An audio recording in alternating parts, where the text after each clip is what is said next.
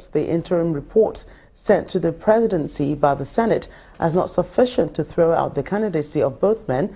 Mr. Richard Wankwo, a rights activist, believes both the SGF and the anti-graft agency boss ought to step down from office to allow for proper investigations into allegations leveled against them. Both men were guests on our breakfast show, Sunrise Daily. The president has not said you were right or wrong. It has only pointed out their procedural errors.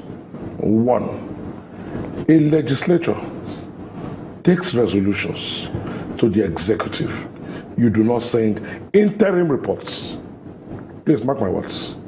Interim is what the Senate allegedly an incomplete report, a preliminary report. That's the way they titled it. That is what they sent.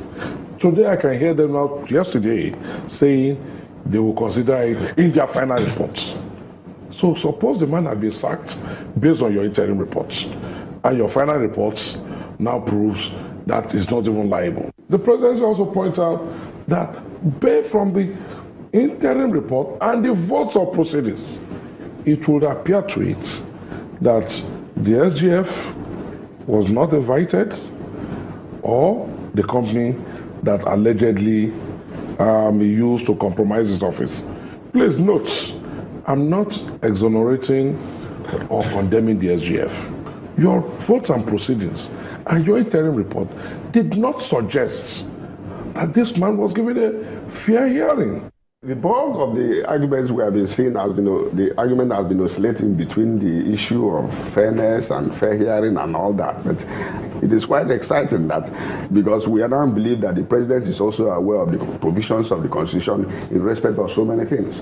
And like I have repeatedly maintained that when selective application, even the selective application of the provisions of this Constitution is the highest form of corruption. When you now decide that you have to rely on Section 36, and now you have failed to appreciate the fact that these issues were not canvassed. In some other arrests, we've been seeing some Gestapo kind of arrests being made in this country involving high-profile people.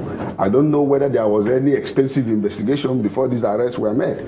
I'm saying that even if you are fighting corruption, the way it's being professed here, we want to see an elaborate, comprehensive, and an intellectually driven campaign. And that is not what is playing out. If there are allegations, for crying out loud, even if these allegations have no merit, even if there are no merit from these allegations from the Senate, in a constitutional democracy of our time, I expect that the gladiators involved ought to step aside for a thorough investigation to be done.